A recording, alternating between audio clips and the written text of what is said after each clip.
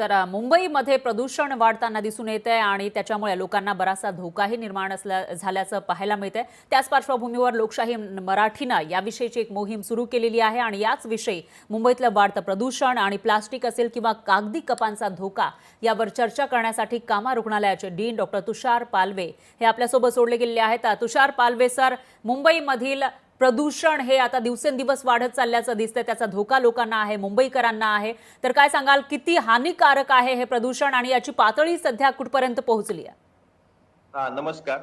नमस्कार। आपल्या मुंबईमध्ये आता मागच्या 1-2 महिन्यात प्रदूषण खूप वाढलेलं आहे।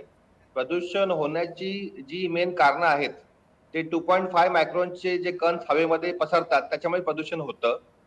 आणि जे सोर्स असतो प्रदूषणाचा, एक तर असतो पहिले व्हेइकलचं एक्सर्जन, नंतर औद्योगिक मधनं होणारं पोल्युशन, नंतर बांधकामामुळे आणि कचरा जाळण्यामुळे। तर मुंबईत जे प्रदूषण होतंय त्याचं मेन कारण आहे एक तर बांधकाम आणि दुसरं आहे व्हेइकल पोल्युशन।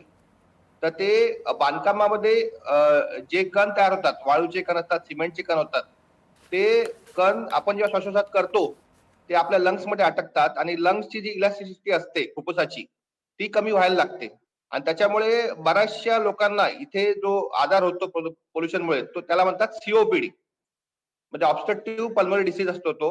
आणि त्याच्यामुळे जी लंगची कॅपॅसिटी असते ती हळूहळू कमी व्हायला लागते आणि अशा लोकांना युजली जो कॉमन त्रास होतो तो असतो दम लागणं किंवा सारखा खोकला येणं किंवा रात्री खोकला येणं। तर त्याच्यावर कंट्रोल करणं खूप गरजेचं आहे आणि आपल्याला लोकली ज्या आता जर स्टडी केला आपण तर मॅक्झिमम जे पोल्युशन झालेलं आहे ते बोरिवली आणि विलेपार्ले या ठिकाणी आहे। त्याला म्हणतात एअर क्वालिटी इंडेक्स।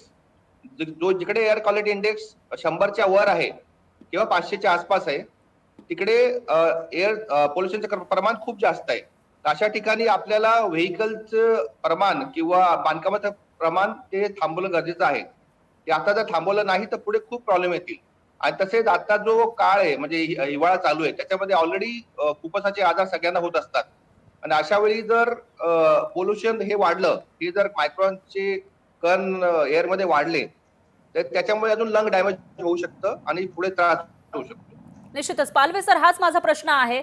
तुम्ही ज्या पद्धतीने सांगितलं की त्रास होऊ शकतो, तर हा किती प्रमाणामध्ये त्रास होऊ शकतो आणि पोल्युशन, एअर पोल्युशन हे लोकांसाठी किती धोकादायक ठरू शकतं?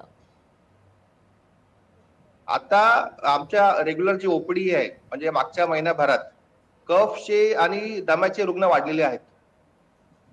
आणि बेसिकली जर माणूस रेग्युलर एक्सरसाइज चालू असेल त्याचा तर त्याला लगेच कळत नाही त्या गोष्टी, पण जे लहान मुलं आहेत किंवा वयस्कर लोक आहेत त्यांच्यामध्ये प्रमाण जास्त वाढतंय आणि ते कफ झाल्यामुळे त्यांना बाकी इन्फेक्शन होतात, बॅक्टेरियल इन्फेक्शन होतंय, व्हायरल इन्फेक्शन होतंय आणि त्याच्यामुळे न्यूमोनियाचं प्रमाण वाढतंय। आणि फक्त हे एवढंच इन्फेक्शन होत नाही, तसेच लंग कॅन्सर मागच्या 10 वर्षामध्ये लंग कॅन्सरचं प्रमाण सुद्धा मुंबईत वाढत जात आहे आणि हे अशा प्रकारचे आजार त्यांना होऊ शकतात।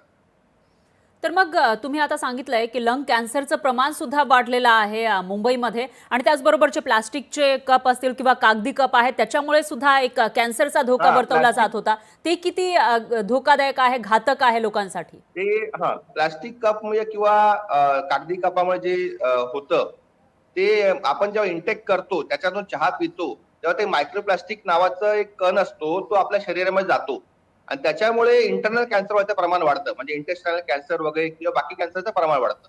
पण एअर पोल्युशनने लंग कॅन्सरचं वाढतं। त्या कपांमुळे किंवा याच्यामुळे लंग कॅन्सरचं वाढत नाही, पण इंटेस्टाइनलचे इश्यूज होतात। डॉक्टर पालवे, पण याच्यामध्ये आणखी एक प्रश्न, तुम्ही सांगितलं की लंग कॅन्सर हा एअर पोल्युशनमुळे होतो आणि त्याचबरोबर कप सुद्धा तेवढेच धोकादायक आहेत आणि अशामध्ये मृत्यूचं जे प्रमाण आहे मुंबईमध्ये जेवढ्या लोकांचा दरवर्षी मृत्यू होतो त्याच्यापैकी 5% मृत्यू हे पोल्युशनमुळे किंवा प्रदूषणामुळे होतात, असा एक अहवाल मागच्या काही महिन्यांमध्ये समोर आला होता। हो, पोल्युशनमुळे जे कॉमनली जे डेथ होते त्याच्यामध्ये सीओपीडीने होते, अस्थमाने होते, त्याचं प्रमाण सुद्धा बरंच वाढलंय मागच्या 10 वर्षात आणि लंग कॅन्सरचं प्रमाण पण वाढलंय। फक्त लंग कॅन्सरमध्ये इश्यू जो असतो की लंग कॅन्सर स्टार्टिंगला माणूस खोकतो आणि त्याच्यामुळे तो बाकी त्याला इन्फेक्शन वाटतं किंवा आजार आहे त्याने निग्लेक्ट केला जातो आणि लंग कॅन्सरची जेव्हा स्टेज 2 किंवा 3 होते तेव्हा तो डायग्नोस होतो। त्यामुळे लंग कॅन्सरमुळे होणाऱ्या डेथचं प्रमाण सुद्धा बरंच वाढलेलं आहे। सर, मग याच्यामध्ये एक शेवटचा प्रश्न, तो म्हणजे उपाययोजना काय करता येतील? प्रदूषण बोर्ड असेल त्यांच्याकडून आता तर ज्या केल्या तऱ्हेचं जात आहेत आम्ही किंवा सांगितलं जात आहे की करणार, मग लोकांनी नेमकं काय करायला पाहिजे? लोकांनी आता जी शासन जी काळजी घेईल किंवा जे बांधकाम थांबवतील किंवा व्हेकलचं पहिलं आपल्याला जे जर व्हेकल पोल्युशन थांबवायचं असेल तर पब्लिक ट्रान्सपोर्ट वाढवलं पाहिजे. आपण आपण रोड वाढवले, कोस्टल रोड तयार केले किंवा फ्लायओव्हर्स तयार केले, त्याच्यामुळे पब्लिक ट्रान्सपोर्ट वाढला नाही, अजून प्रायव्हेट व्हेकल्स वाढलेत आणि त्या गोष्टीमुळे पोल्युशन तर वाढतच आहे. आपण जर पब्लिक ट्रान्सपोर्ट स्ट्रेंथन केला, बसेससाठी वेगळी लेन तयार केली, तर व्हेकलचं पोल्युशन थोडं कमी होईल. आणि तसेच दुसरी गोष्ट जे कन्स्ट्रक्शन मध्ये होत आहे, कन्स्ट्रक्शनवर त्या एरियामध्ये रेग्युलर चेकअप झाला पाहिजे मायक्रॉनचा. म्हणजे त्या तिकडची एअर क्वालिटी इंडेक्स जर 250च्या वर जायला लागला किंवा 100च्या वर जायला लागला, तर निश्चितच. तिकडे आपल्याला बांधकाम थांबवलं पाहिजे टेम्पररी. आणि जसं ते मायक्रॉन्स खाली सेटल डाऊन होतील, तर परत तुम्ही कन्स्ट्रक्शन स्टार्ट करू शकता. निश्चितच. डॉक्टर पालवे, धन्यवाद. तुम्ही लोकशाही मराठीशी बोललात त्याबद्दल. तर नेमकं काय काय करायला पाहिजे, कशा पद्धतीनं उपाययोजना करायला पाहिजे, हे आपल्याला डॉक्टर पालवे यांनी सांगितलेलं आहे.